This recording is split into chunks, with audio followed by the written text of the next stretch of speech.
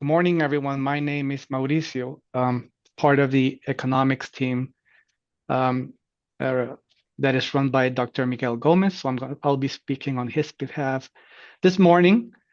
So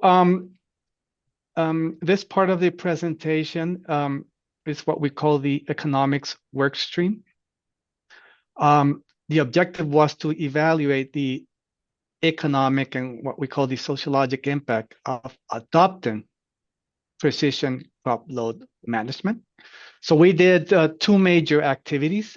We're going to start where Dr. Robinson left off on the technology side. So one major activity was to develop a survey, and we did, to address grower technology adoption, meaning we wanted to know uh, why do growers adopt or do not adopt growing technologies. In this case, technology that applies to precision crop load management. So that was activity number one. And activity number two was to develop a profit function or to know based on experimental data what is the optimal crop load, for example, Honeycrisp, depending on the state where you grow. So those are the two major activities. And please, if I do forget something, Dr. Gomez is also on the call. Feel free to jump in. As I mentioned before, picking up on where Dr. Robinson um, left off, we want to seek insight into what growers value or do not value with respect to the adoption of crop load technologies. We want to know what are the barriers and where do growers place most emphasis on those barriers. So we created a survey that includes a choice experiment. I'm sure many of you answered this with this survey, and we thank you for that. So we held a live survey at the fruit show in 2023 in Kennewick, Washington, with the help of Tori Smith, Karen Lewis, and also John Clemens, Craig, and Mario. So we did this survey in multiple places, and we had a live survey at the Washington event and other events as well.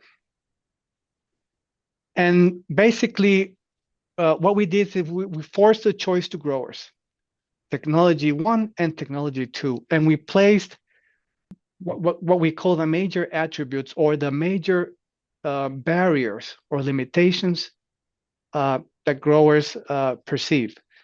So we made them choose between different price points, different ease of use, different service levels, different levels of precision, and savings brought by this technology. And we forced this choice experiment or survey into growers, and they had to evaluate and trade off between all these barriers or attributes so that we could extract insight and feel where they place the most weight. What growers value the most or the least. Overall, we made growers balance between price, ease of use, service level, and the precision of the results. And we found the following insight, really important. Growers find that the most utility is in the availability of service. And by service, there were three levels. There was no service, there was remote only, meaning digital or online only service, and local service. And they place the most value in local service. If we make a table of all those barriers that they take into account, the table on the right, you can see where they put the most emphasis. It's more important for them the availability of service, followed by the ease of use of the technology, followed by how precise it is. And by precise, we mean, is it at a tree level, at a is it precise at a row level? Is it precise at a block level, or think of it as an acre level? And surprisingly, price was not the most important attribute that they value. It's still important, but it's not as important as service and ease of use. And we can say the same thing about savings. They do value it, it's still important, but it's not as important as service, the availability of service, which is surprising. And we also asked them, we gave them many options on which preferred medium would they prefer for this new technology. Do they want a drone level? Do they want a camera system mounted on an ATV? Or would they use would they prefer it to be app based on a phone? They answered, the overall answer preference came for the application on a phone. We think this has to do a lot with familiarity. We think that they think of right now using a phone is intuitive for many people. So we think that that's why they answered this. So these are the findings. What we find are limitations towards the adoption of technology for crop load. We also did willingness to pay, meaning we have all these attributes or barriers. Where are growers willing to pay to have access to the level that they want? And we found that they are willing to pay for having local service over no service. This is the biggest attribute where they're willing to pay more for, meaning having local service to no service, they're willing to pay even $41 per acre on average. And then we also measured what are they willing to pay for local service versus remote only. They prefer local, and they're willing to pay $26 per acre more for having local service available towards remote only. And they're willing to pay as well for having online service versus no service available. So that's for service availability. We asked the same for ease of use. And the way we measured whether something is ease of use is, does it require certified training? Yes or no? So they are willing to pay for an application or technology that is easier to use by $23 per acre on average. And then we finally measured the willingness to pay, or how precise do they want the results to be. So they're willing to pay more for results at a tree level versus just a block level. So the more precise we get, and I think Dr. Robinson mentioned this, is what they prefer in the future, that we could give them results at a tree level, and they are willing to pay for it. So in conclusion, this information is very useful for technology developers. Apple crop load technology developers should prioritize county technology that includes service support or some support and is easy to use. Growers are willing to pay more for local service. They're willing to pay more for ease of use, and they're willing to pay more for these applications to be as precise as possible. So this is on the adoption side of the economic stream. We also measured the economic impact of measuring, of performing precision crop load management. So based on data provided to us by the horticultural team, multi-state data, multi-year data from states of Washington, New York, Michigan, and North Carolina. We had a total of 383 growers in the data. The findings are the following. As Dr. Robinson mentioned, there is a relationship between fruit load and profit. That relationship is nonlinear. I'll show it I'll show you it graphically in a later slide. It's nonlinear and it's bell-shaped, meaning there is a maximum point. That optimal fruit load per tree will be more or less, depending on the state, between 7 and 11 fruit per centimeters squared of truss cross-sectional area. The important implication and takeaway message is what we see on the right as well. For every fruit unit below or above that optimum crop load point, the profit per tree will decrease by more or less $4.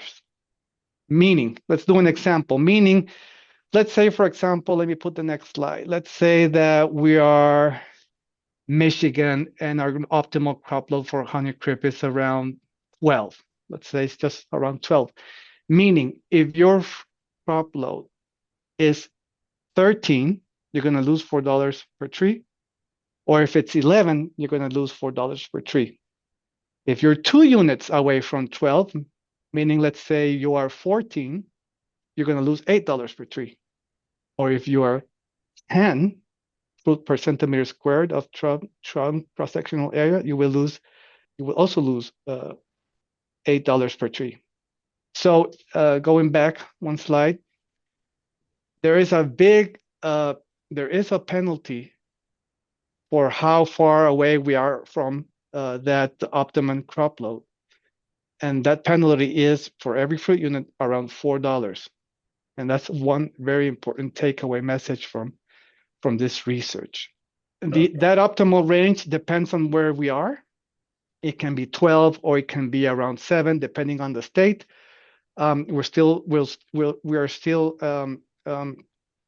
making some adjustment to this data based on return bloom from Honeycrisp, but that data will be available for publication shortly. Any questions?